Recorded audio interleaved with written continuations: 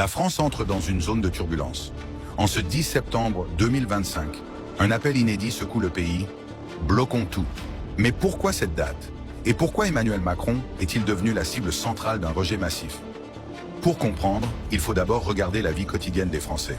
Inflation persistante, prix de l'énergie qui flambe, retraite gelée, les hôpitaux manquent de moyens, les écoles d'enseignants, les transports de fiabilité.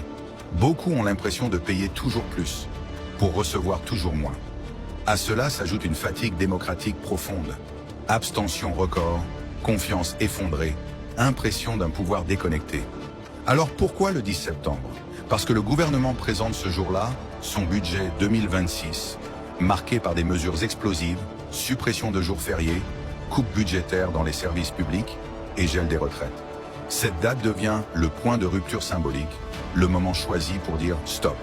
Et au centre de la contestation, Emmanuel Macron. 8 ans après son arrivée au pouvoir, il est accusé d'avoir trahi sa promesse de renouveau. Ses réformes sont perçues comme antisociales. Son style de gouvernance, jugé autoritaire. Et son image, celle d'un président des élites, coupé de la France réelle. Pour beaucoup, Macron n'est plus la solution, mais le problème. Alors dégager Macron. Est-ce la seule issue? Certains le pensent. Son départ est vu comme le préalable à une refondation, peut-être même à une 6e République. Mais dans l'histoire de la 5e, aucun président n'a jamais démissionné sous la pression de la rue. 3 scénarios se dessinent. D'abord, Macron tient bon, en lâchant quelques concessions. Ensuite, il peut reculer partiellement, en ouvrant un Grenelle social ou un référendum. Enfin, scénario improbable mais pas impossible.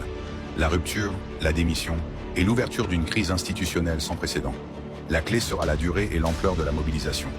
Si le pays s'arrête durablement, le pouvoir vacillera. Si les blocages s'essoufflent, Macron tiendra. En ce 10 septembre, la France joue peut-être plus qu'un budget. Elle joue sa trajectoire politique, son modèle social et peut-être même son régime.